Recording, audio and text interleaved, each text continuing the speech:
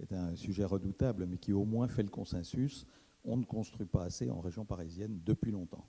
Et donc, ça a des conséquences que tout le monde s'accorde à dire ou ennuyeuses ou catastrophiques, selon qu'on est plus ou moins pessimiste.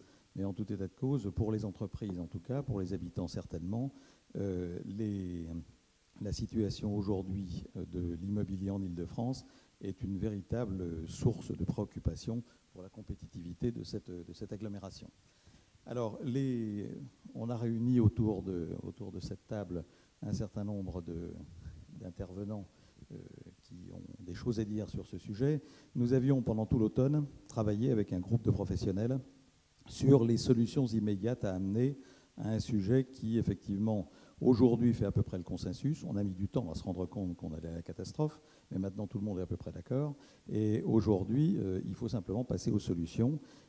Ces solutions, nous avons essayé d'en mettre noir sur blanc, vous les verrez dans les documents qui sont là, un certain nombre.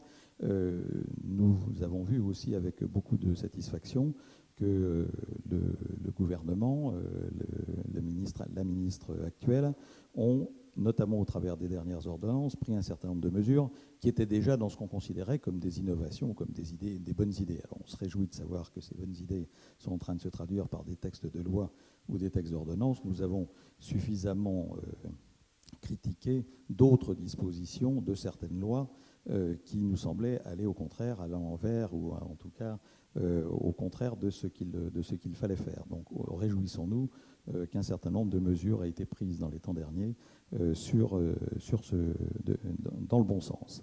Notre base bien, qui est la base immobilière des notaires, qui est un outil statistique reconnu puisque nous publions des indices notaires INSEE, vous le savez, nous permet de faire un constat en matière de volume.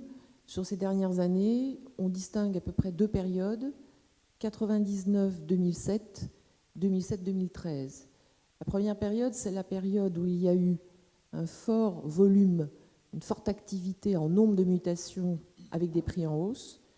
Et là, on peut situer, je parle de la région Île-de-France, c'est-à-dire Paris, Petite Couronne, Grande Couronne, le nombre de ventes de logements, environ 160 000 mutations, actes authentiques signés chez les notaires.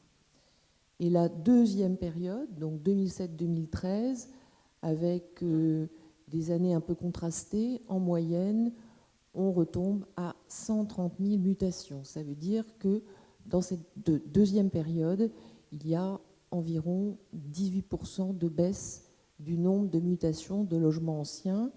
Or, je l'ai entendu du président de la FNAIM, on sait très bien que le marché est lié et qu'on ne peut pas que s'intéresser au neuf, même si le neuf tire l'ancien, le marché de l'ancien donne un état de la situation de l'immobilier aujourd'hui. Depuis longtemps, on s'est mis aussi d'accord sur une chose, c'est qu'il manquait 70 000 logements en France et qu'on était capable d'en construire à peu près 35 000. L'un des intervenants tiendra tout à l'heure, nous dira si on a des chances de s'en sortir très vite. En tout cas, le volontarisme en la matière ne suffit pas. Il s'agit de savoir effectivement ce qu'on peut faire pour débloquer un marché immobilier dont tous les aspects sont évidemment multiples et se tiennent les uns les autres. Il est clair que aujourd'hui, en tout cas, là encore, le consensus s'est fait sur l'idée qu'il y avait en région parisienne, et c'est un cas rare dans le monde, parce qu'on est en démocratie, alors en Chine, il paraît qu'on a réglé le problème autrement, qu'on était dans un cas rare dans lequel, effectivement, on avait un problème de gouvernance aussi aigu dans une matière aussi sensible.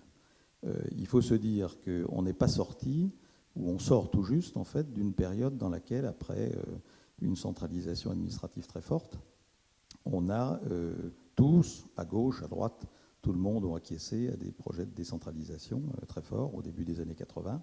Le consensus, là encore, était total. Et on a pensé que les décisions de 280 maires de la région parisienne, la zone agglomérée, créeraient l'optimal à la fin et que l'intérêt général résulterait des décisions individuelles de 280 centres de décision locaux. En fait, la vie est forte, et le pays a des règles simples, et les gens fonctionnent sur des stimuli qui, en matière municipale, sont des stimuli exénaux. Tous les 6 ans, on renouvelle les élus, et puis on les renouvelle avec des lois implacables de Darwin qui permettent de sélectionner les maires non bâtisseurs. Les maires ont le droit de donner les permis de construire, ils ont aussi le droit de ne pas les donner. Et donc, assez naturellement, quand vous avez un environnement qui n'est pas tellement fanatique pour voir venir des voisins et pour avoir de l'ombre dans son jardin parce qu'on construit à côté, eh bien naturellement, au bout de 6 renouvellements de mandats municipaux, vous n'avez sélectionné que des maires qui ne veulent pas bâtir, à quelques exceptions près. Donc le drame de la région parisienne, il vient sans doute des lois de décentralisation qui, encore une fois, ont fait pourtant l'unanimité de gauche à droite. Enfin, c'est une opinion personnelle, je ne sais pas si elle sera partagée par tous les intervenants. Ce sujet de gouvernance évoqué, il sera peut-être repris par les uns ou par les autres. Je crois qu'on peut ordonner les débats autour de 3 thèmes. Le premier, c'est au début et le foncier. Et sans foncier, effectivement, la construction est difficile à réaliser. Ensuite, la deuxième, c'est que l'acte de construire porte en lui les limites et les freins à la réalisation de l'objectif. Et puis enfin, pour en sortir, eh bien, il faut faire preuve d'imagination et donc d'innovation. Alors commençons par le foncier. Et là, je vais me tourner vers mon voisin de gauche qui a dit tout le bien qu'il fallait penser de la création de la FTRP sur des propos simples et abrupts. Eh bien, je regrette qu'effectivement, quelqu'un ne dise pas aujourd'hui faites quelque chose pour organiser ce bordel. Alors, en fait, il faut bien dire une chose, c'est que dans la région parisienne, on a à peu près désarmé tous les instruments de planification foncière qui avaient été mis en place dans les années 60, qui petit à petit, en fait, se sont trouvés érodés. On dit même que la FTRP roupille sur une rente foncière depuis des années et qu'elle n'en fait plus rien. Je crois qu'elle n'a plus de rente foncière aujourd'hui, en fait, en réalité, et c'est bien ce qu'on peut regretter. Alors, Monsieur Lajoie, est-ce que vous pourriez nous dire si vous êtes susceptible, si vous avez les moyens, si vous les aurez, de créer le choc atomique que vous appelez de vos voeux? Pourvu qu'il ne soit pas atomique. Merci, cher Président Michel Clerc, de cette introduction. Si vous voulez bien, je me contenterai pour le moment de dire 3 choses. Première chose, pour tordre le cou à l'idée de la rente foncière qu'entretiendrait la FTRP, rappeler simplement que du haut de nos 3 métiers, celui d'opérateur foncier, celui de secouriste de la cause urbaine à travers des PRU ou des copropriétés dégradées, celui d'aménageur urbain durable qui constitue l'essentiel de nos métiers aujourd'hui, nous vivons pour 90% de notre chiffre d'affaires dans le secteur concurrentiel en tant qu'aménageur. Je vous rassure sur nos résultats positifs, notre BE qui va bien, notre valeur ajoutée qui se porte à merveille. C'est dû à la pertinence de nos interventions dans le monde concurrentiel, tout établissement public de l'État que nous soyons fiers d'être et donc défendant des missions d'intérêt général. Là n'est pas la question. Vous l'avez dit, il manque des logements en Île-de-France. Vous l'avez dit, le consensus, il se fait. Le SDRIF 2030 nous dit à horizon de 2030, il faut 1 200 000 logements neufs en région Île-de-France pour absorber ce qui est nécessaire. C'est ce qui déjà avait donné naissance au chiffre de 70 000 logements retenus comme objectif par an en Île-de-France. Vous l'avez rappelé dans la loi Grand Paris qui voyait juste. Aujourd'hui, que constate-t-on dans notre Grand Paris? Une chose extrêmement simple. Construire coûte trop cher. Construire coûte trop cher et, d'une certaine manière, on pourrait aligner les raisons. Le groupe de travail que vous avez animé l'a excellemment fait. On pourrait parler des coûts de construction, on pourrait parler des normes réglementaires, on pourrait parler des frilosités bancaires, on pourrait parler de plusieurs aspects. Je m'attarderai, si vous le voulez bien, sur un, à votre invitation, qui est la seule question foncière. Car c'est de là, vous avez raison, que tout part. Ce n'est pas mon ami Gilles Bouvelot, directeur général de l'EPFIF, que j'ai vu tout à l'heure dans cette salle, qui dirait le contraire. Tout part de là. Pourquoi? Pour une raison toute simple, c'est la matière première que nous devons transformer. Nous avons besoin de foncier, nous avons besoin de terrain. Or, évidemment, aujourd'hui, ce terrain est trop cher, beaucoup trop cher, en Île-de-France pour permettre la construction massive de logements. Pourquoi l'est-il? Beaucoup de raisons, évidemment, sont opposables. Il représente aujourd'hui, ce foncier, en Île-de-France 25% du prix de la construction. Il représente, dans la zone la plus dense, plus de 30% du prix de la construction, de la réalisation de l'opération de construction de logements. C'est bien trop élevé. Alors comment faire ? Nous avons deux réponses. La première réponse que nous proposons, et nous sommes extrêmement heureux que Madame la ministre de l'Égalité des Territoires et du Logement, Cécile Duflot, au Conseil des ministres du 29 janvier dernier, ait appuyé sur ce levier. Nous pensons que ce choc foncier que nous appelons de nos voeux, que la massification de l'offre foncière est une des solutions. L'équation est toute simple. On dit que le foncier est cher, on a raison. On dit qu'il est cher parce qu'il est rare, c'est vrai. On dit qu'il est rare parce qu'il n'existe pas, c'est faux. On dit qu'il n'existe pas parce qu'on a une vision immuable de la ville qui veut qu'on ne réfléchisse pas au changement de destination ou aux respirations que la ville permet. Nous sommes au XXIe siècle, nous pourrions citer de longues listes d'emprises foncières dont il serait relativement facile, au bénéfice de volonté, vous avez raison de le dire, ou de quelques décisions réglementaires, c'est envisageable aussi, des fonciers importants et nombreux qui pourraient se retrouver construits.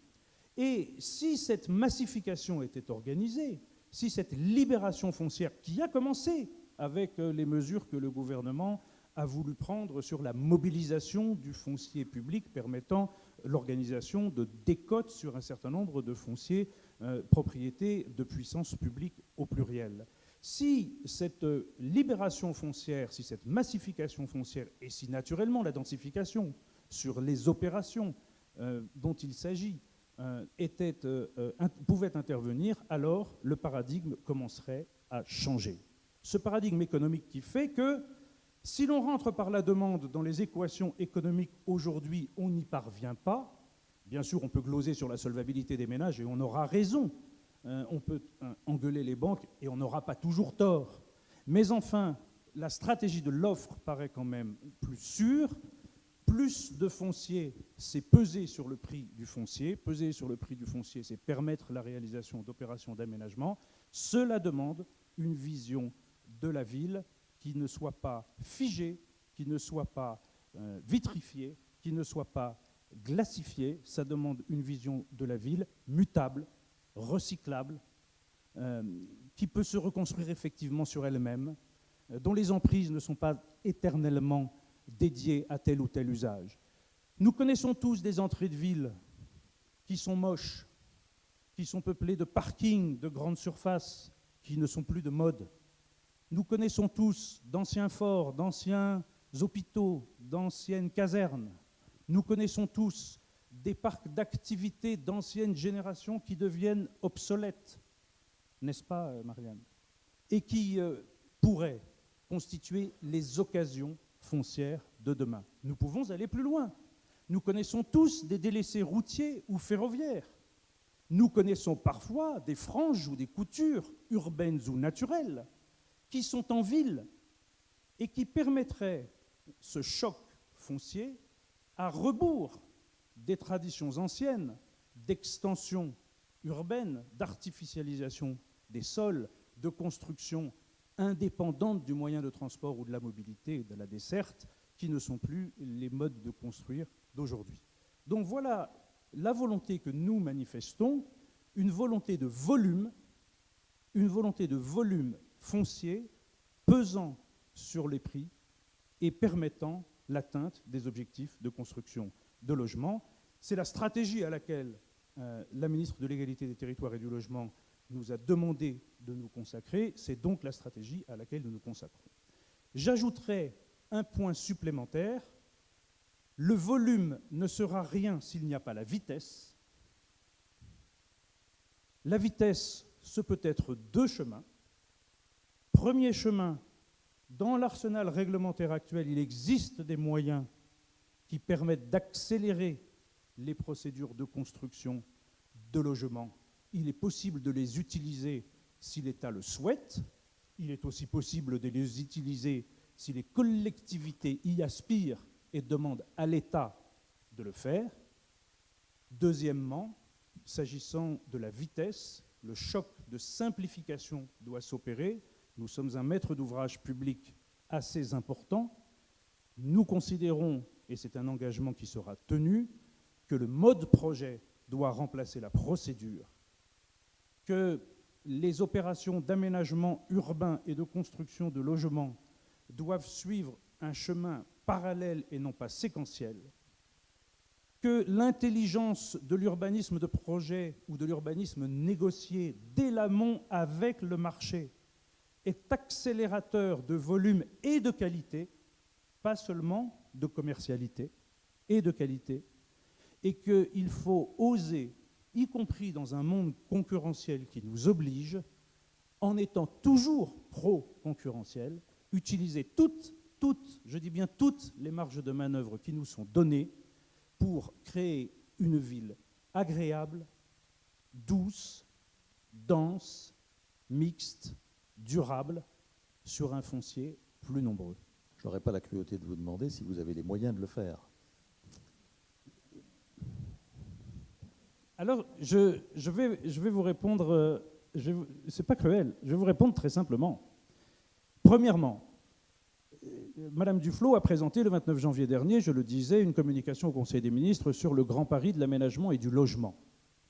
Elle nous a plutôt incités à le faire.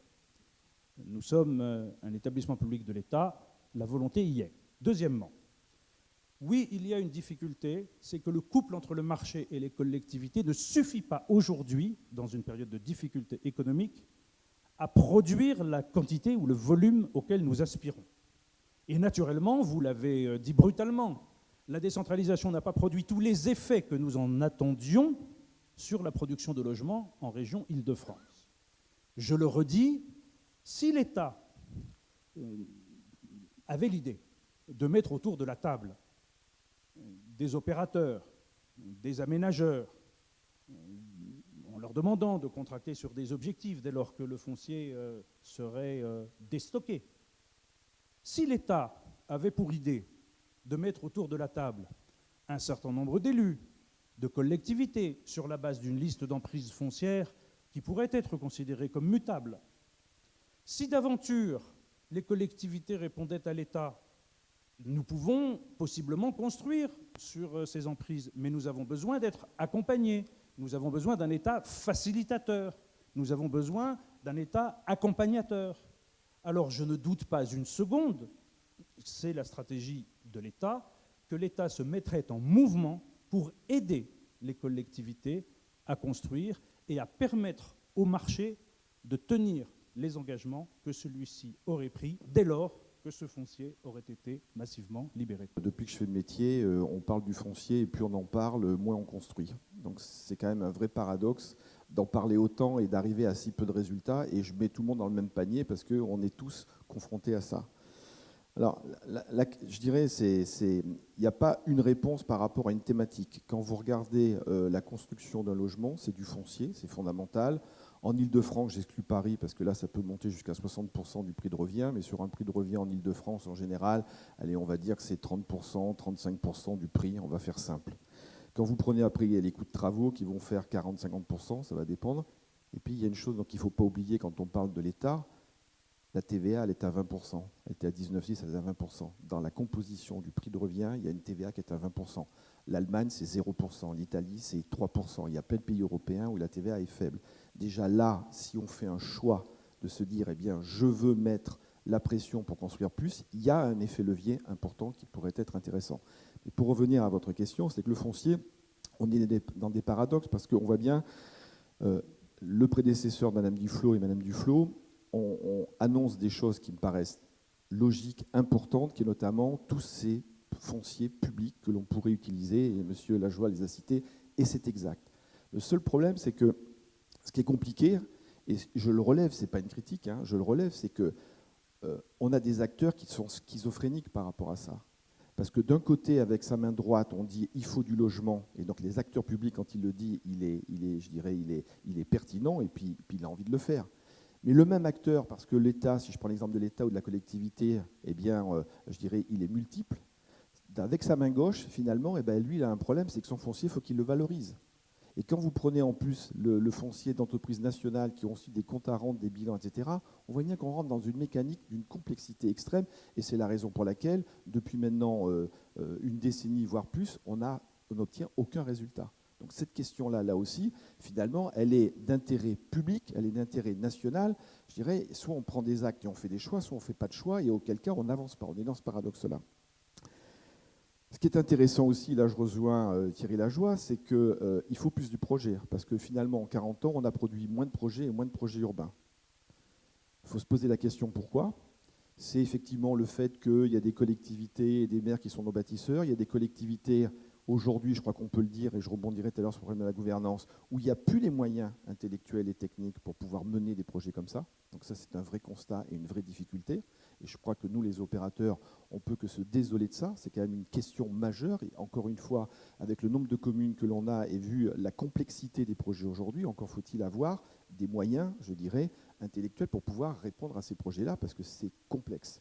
Et on voit bien que ces projets diminuent. Et puis surtout, il y a une autre chose qui est intéressante par rapport à notre question des 70 000 logements, c'est qu'aujourd'hui, plus vous êtes en milieu urbain, les projets que vous faites, vous ne renouvelez pas la population.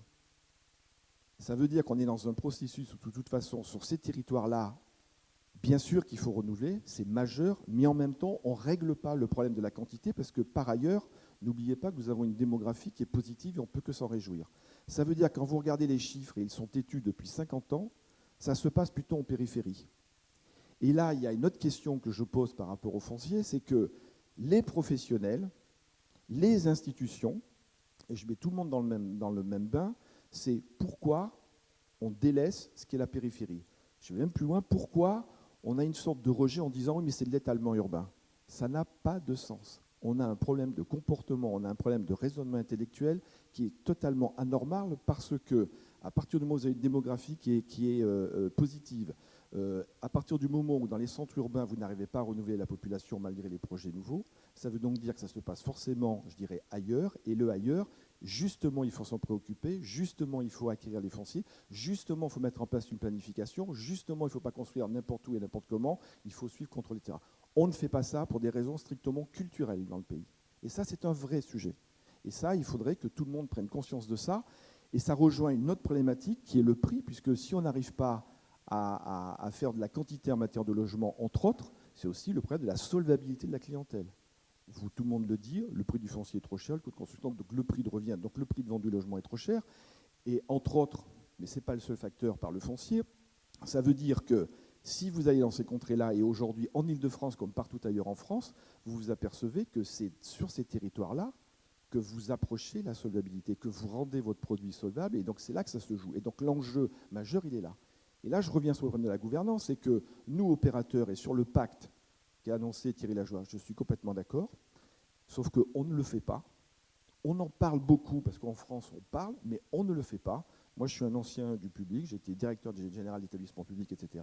Ça ne se fait pas. Je dirais, on fait des séances comme ça, et c'est hyper important pour essayer de déclencher les choses, parce que là où ça se passe, on est derrière la porte. Nous sommes derrière la porte. On ne nous demande pas de participer à toutes ces réflexions. Et ça, c'est pas normal. Et quand je dis participer à ces réflexions, c'est pas de venir nous dire on achète du foncier ou on achète des droits à construire. Il faut qu'on participe à la conception des projets. J'ai des exemples très simples. Vous connaissez toutes les politiques de certaines communes en prix maîtrisé. Vous savez les pactes qui sont posés. Et je prends l'exemple de Saint-Ouen ou de la Plaine Commune. C'est pertinent ce qui se passe. On s'aperçoit qu'en deux mandats, vous changez parfaitement les choses. Là où le marché était à 5 000, vous vendez à 4 150, je dirais. Et quand vous prenez l'ancien, vous êtes à 4 300 par rapport à des politiques qui ont été menées sur la durée. Et c'est pertinent. Et donc, mais pourquoi ? Parce qu'il y a eu une volonté politique, parce que c'est le politique qui décide. Mais il y a eu aussi le pacte avec les privés, où les privés, les opérateurs, se sont tous engagés. Et tout acteur confondu, quand on est affaire à des propriétaires privés ou à des gens qui vont revendre dans l'ancien, quoi que ce soit, on agit tous dans le même sens, on tire tous dans le même sens. Donc ça ne se proclame pas. Il faut le bâtir et le construire. Et la difficulté, et une des questions que je me pose moi par rapport à ces questions, je dirais, de territoire et là où ça se passe, pour arriver à des prix, c'est simplement sous forme de question, c'est que le Grand Paris, c'est nécessaire. Comme le disait le préfet, le Grand Paris doit porter la stratégie. Bien sûr, il s'appuie sur les CDT, c'est hyper important, sauf que les CDT, ils s'appuyaient sur les agglomérations.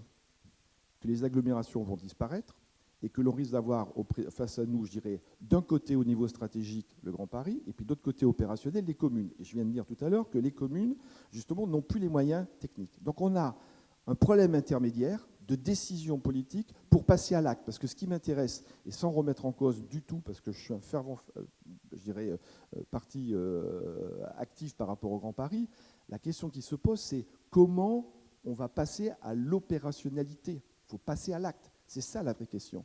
Et c'est ça qui est important. Et là, je crois qu'on a encore un chantier devant nous qui est très important parce qu'il y a urgence. Ce n'est pas d'aller plus vite, comme disait le préfet. C'est l'urgence.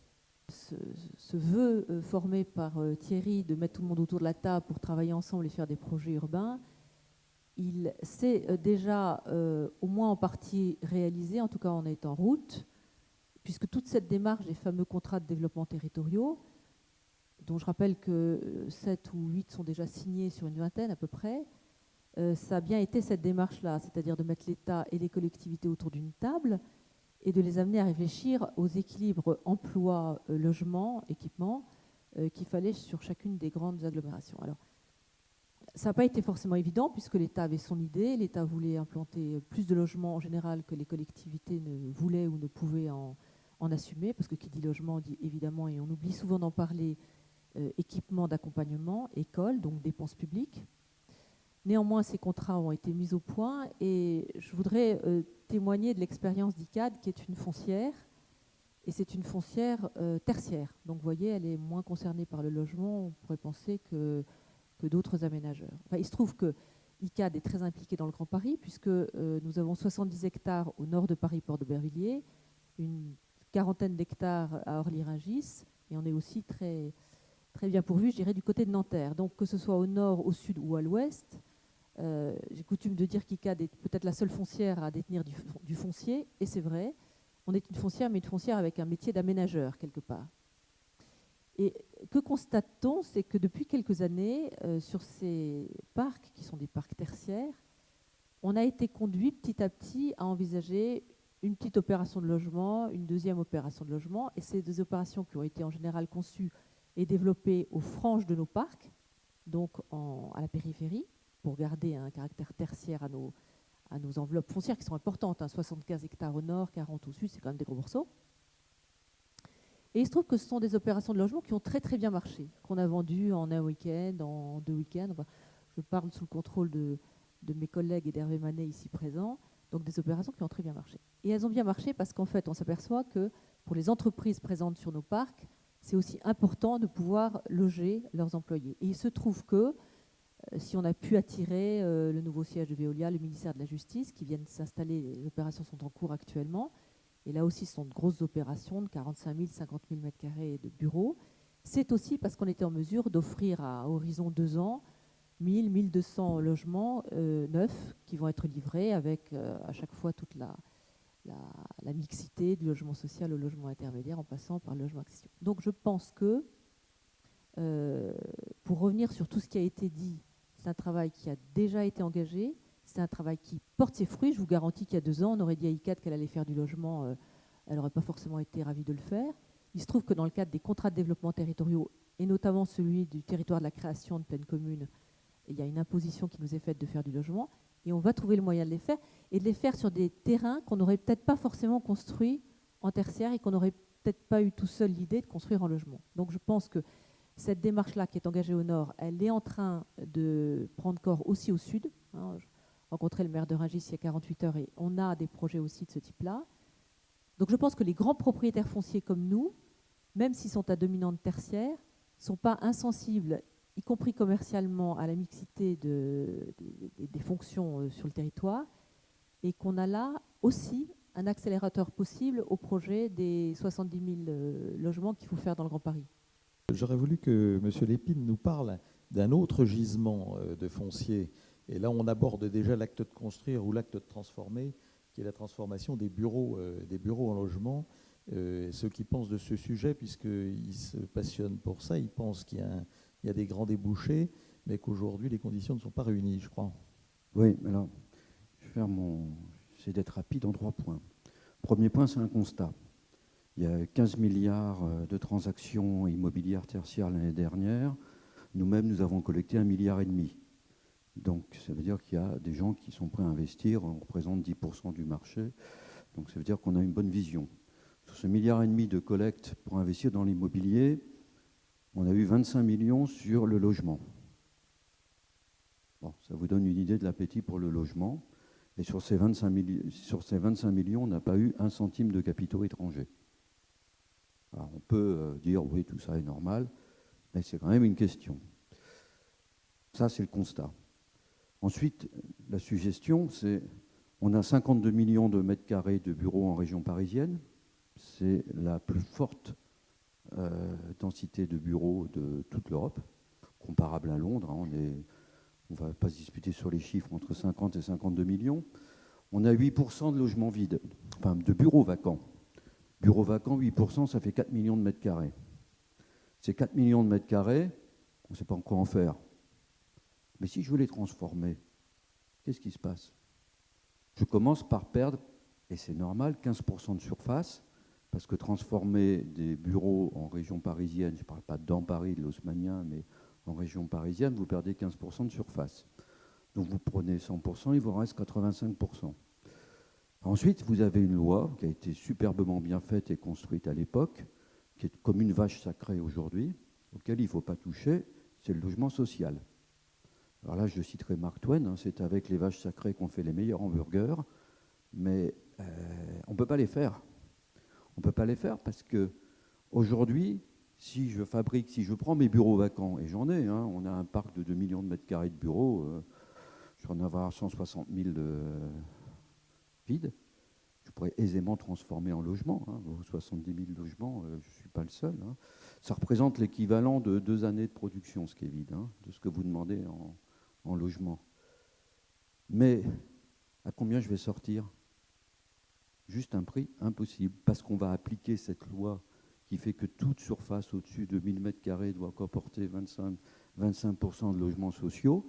C'est comme si je payais le SMIC à 4 000 € par mois. À 4 000 € par mois pour employer des gens qui ont une productivité du SMIC, personne ne le fait. Donc, aucune foncière ne transforme ces bureaux en logements. Alors, qu'est-ce qu'on fait? On attend. On attend et puis on reconstruit d'autres, on réaménage ces bureaux en espérant trouver des locataires de bureaux et qui vident la tour d'à côté qui n'est plus conforme. On nous a fait signer une charte sur l'environnement. On l'a signée avec grand plaisir, mais vraiment avec grand plaisir en se disant c'est super parce que ça va amener une qualité du secteur tertiaire qui va entraîner une dynamique également vers le logement et le Grand Paris.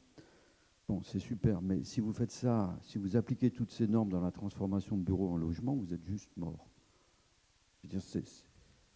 Et j'en viens, excusez-moi, alors là, un cri d'alarme, c'est le projet de loi Pinel.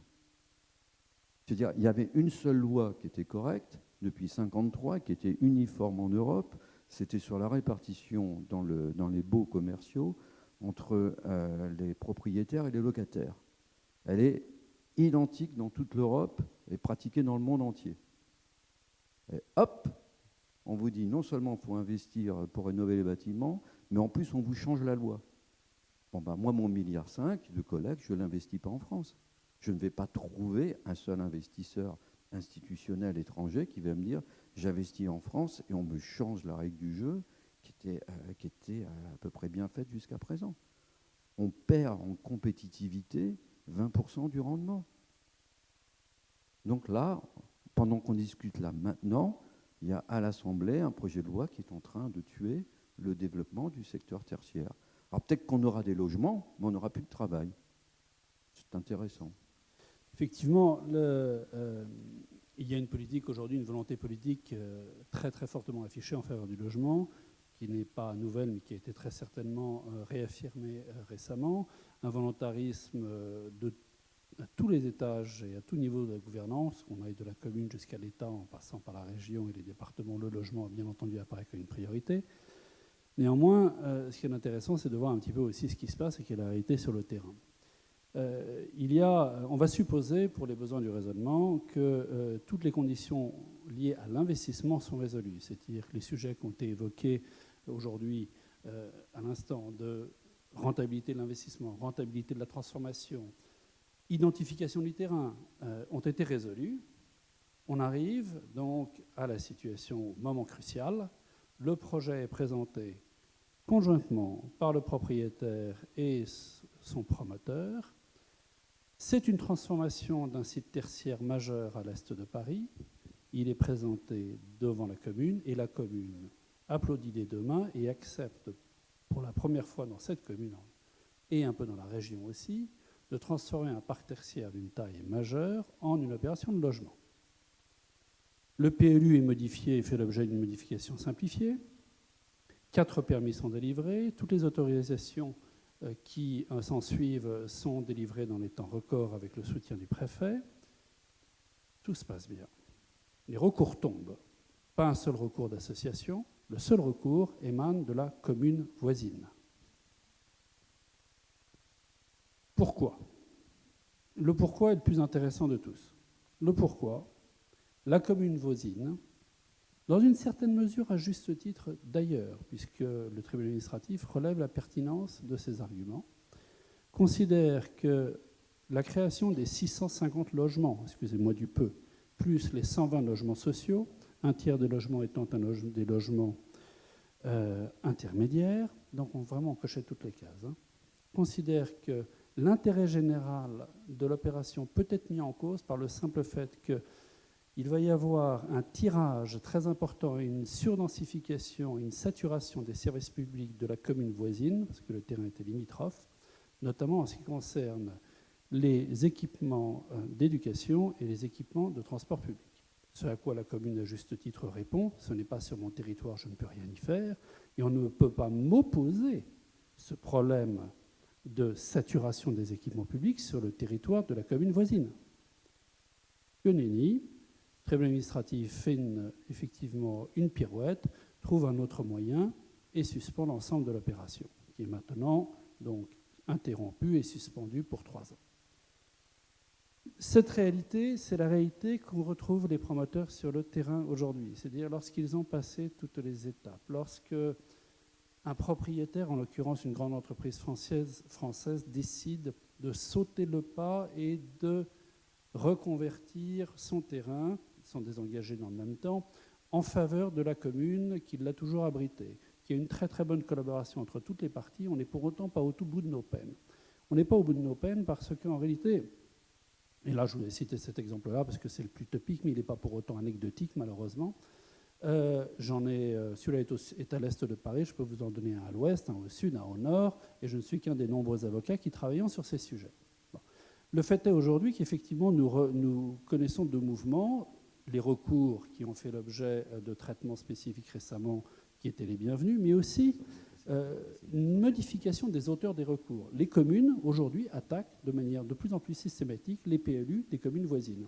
Et c'est devenu une grande spécialité dans l'Île-de-France, où effectivement les territoires communaux sont imbriqués les uns dans les autres et où les impacts des modifications du territoire que vous évoquiez tout à l'heure, la mutation des fonciers, a des impacts lourds sur les communes voisines en transport, en équipement public, et donc un avis général est retenu.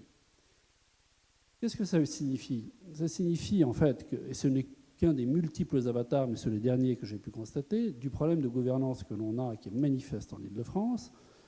Une telle situation, bien entendu, est impossible et inconcevable à Lyon, où 69 communes ont transféré leurs compétences à l'établissement public, à l'établissement intercommunal, fait que le droit d'ester pour attaquer le document d'urbanisme de son voisin a disparu à Lyon. Une telle situation est inconcevable à Londres de la même manière. En revanche, à Paris, en Île-de-France, pardonnez-moi, vous avez un puzzle géographique, et alors c'est un puzzle qui est extraordinaire, parce que c'est un puzzle qui est en 3 dimensions. Il est horizontal, il suffit de regarder la carte. Le morcellement des territoires et le morcellement des organes de gouvernance. Mais il est aussi hiérarchique, parce que la région Île-de-France est la seule qui a conservé un schéma directeur de l'Île-de-France qui impose un certain nombre de mises en compatibilité des documents locaux. Cette mise en compatibilité des documents locaux a posé d'énormes problèmes, notamment à l'occasion de l'adoption de la loi sur le Grand Paris, qui elle-même a imposé des normes supplémentaires, cette fois-ci venant de l'État, puisque c'était une décision législative, qui a provoqué une modification du SDRIF, etc., etc.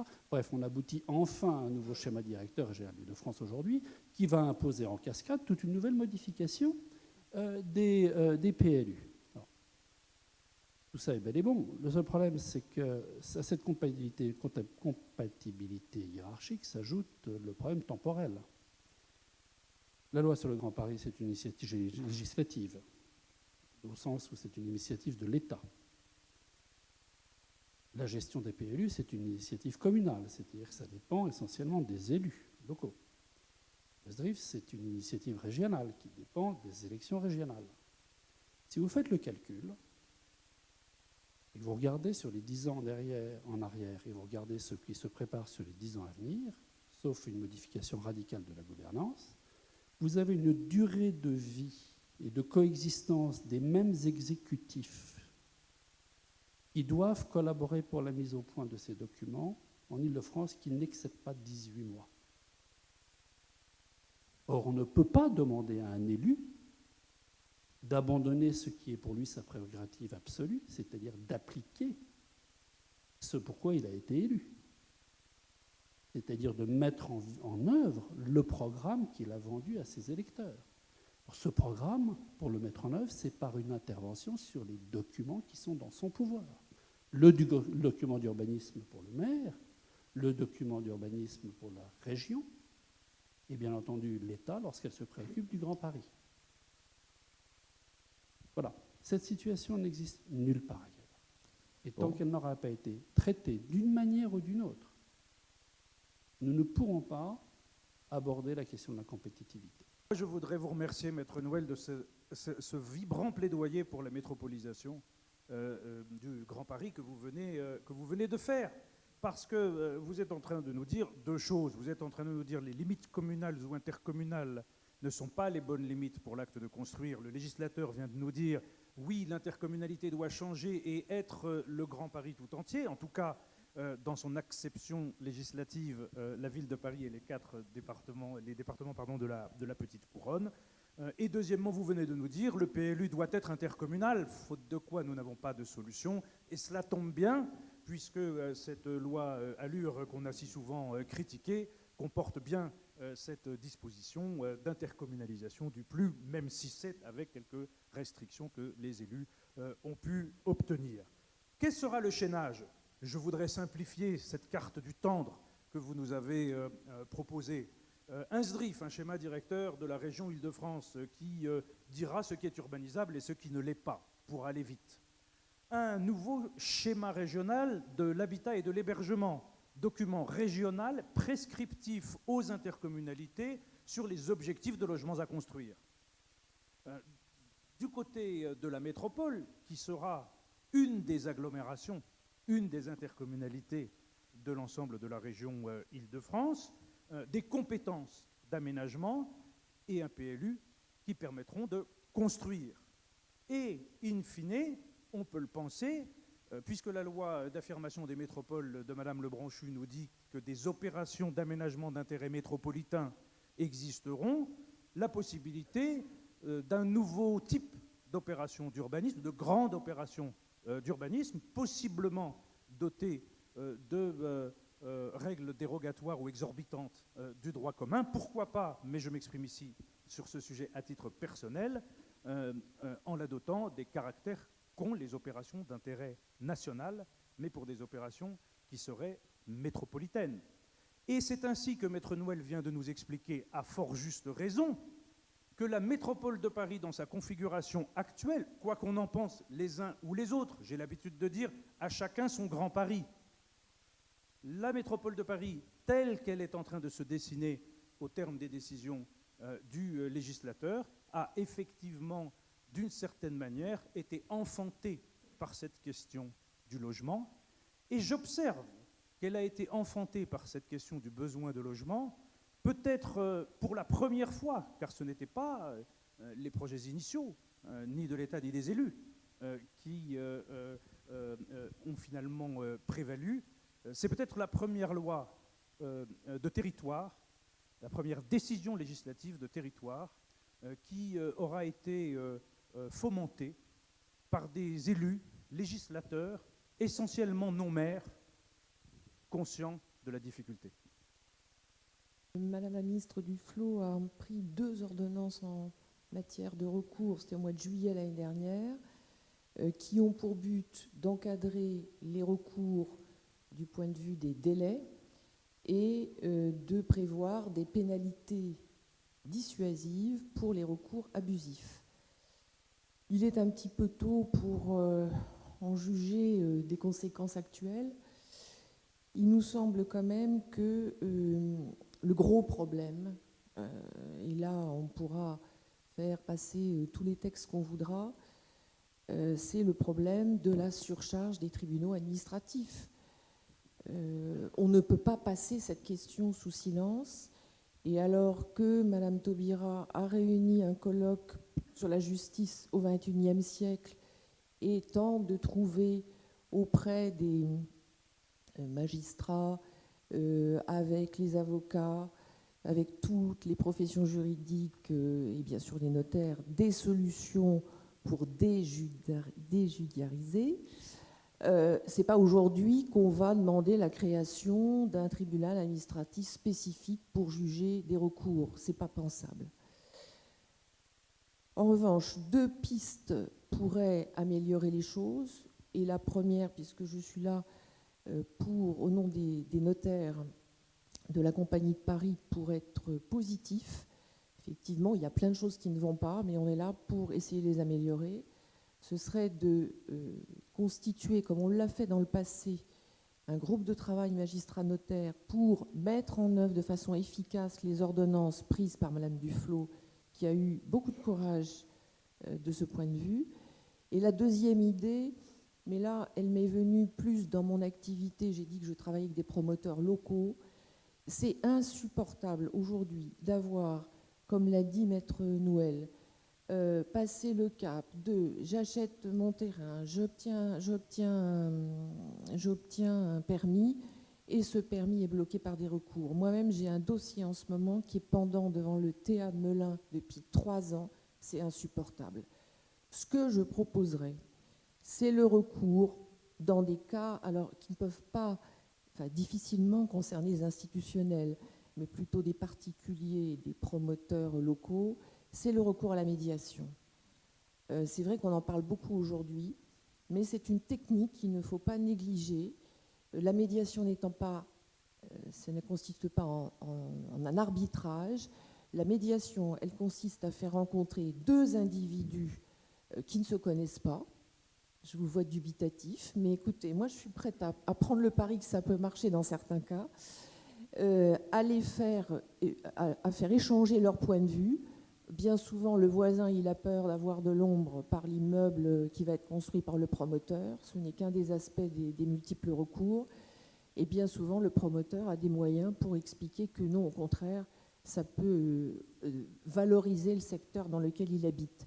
Donc tout ça, le médiateur, il peut l'entendre, c'est son rôle, et il peut proposer des solutions. Et je vous propose d'utiliser notamment le premier centre notarial de médiation qui a été créé il y a 1 an à la Chambre des notaires de Paris, qui fonctionne déjà pas mal, puisqu'on a une 50aine de notaires formés à la médiation volontaire ou judiciaire, puisque nous avons des tribunaux qui sentent bien ce besoin et qui nous envoient aussi de nombreux clients. Moi, je pense, en vous écoutant d'ailleurs, qu'on ne met pas assez en œuvre, quand on parle de politique du logement, cette chaîne du logement. Il n'y a pas les promoteurs d'un côté, les aménageurs de l'autre, les commercialisateurs en bout de chaîne, etc. Il y a une politique de logement qui doit réunir autour de la table tous les acteurs de la construction et du logement. Et si on ne le fait pas, on n'arrivera pas à lancer cette dynamique qui est effectivement la clé du succès au niveau du Grand Paris. À la FNM du Grand Paris, on est 2200 professionnels.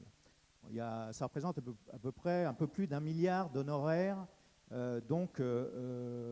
par an sur le Grand Paris. L'intérêt, c'est que nous sommes 2200 professionnels sur le terrain avec en contact direct le client. Et encore une fois, on n'arrivera jamais à construire si on n'écoute pas quelle est réellement la problématique du locataire, du propriétaire bailleur, etc. Au niveau de la FNAIM, on a un constat très simple.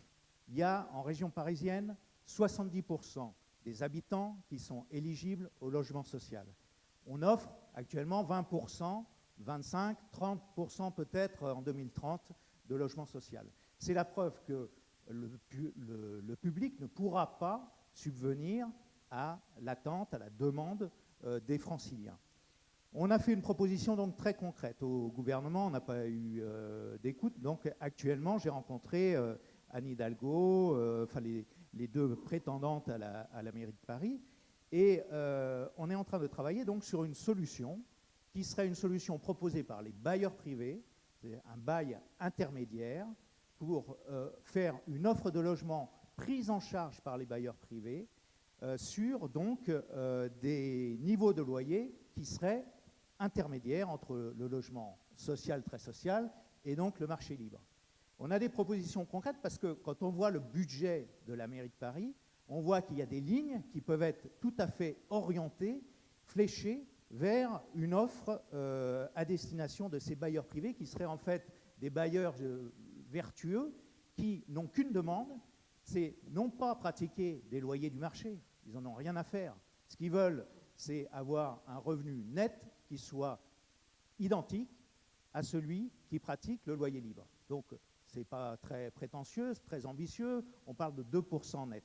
Donc, on a des propositions concrètes, et ça, ce sont des choses qui, à mon avis, sont extrêmement intéressantes, parce que quand on parle des 70 000 logements, effectivement, c'est dans 5 ans, 10 ans, 15 ans, 20 ans, quand on aura levé tous les problèmes qu'on a évoqués ici, et régler toutes ces questions d'intercommunalité qui, c'est vrai, grâce à la métropole de Paris, peuvent régler pas mal de problèmes. Mais en attendant, les Français, les Franciliens nous attendent pour régler ce problème du logement. Et donc, voilà, c'est, je crois, très important, toujours quand on parle du foncier et du neuf, d'inclure la logique de l'ancien, parce que je n'ai pas le temps, mais on pourrait parler de la rénovation énergétique.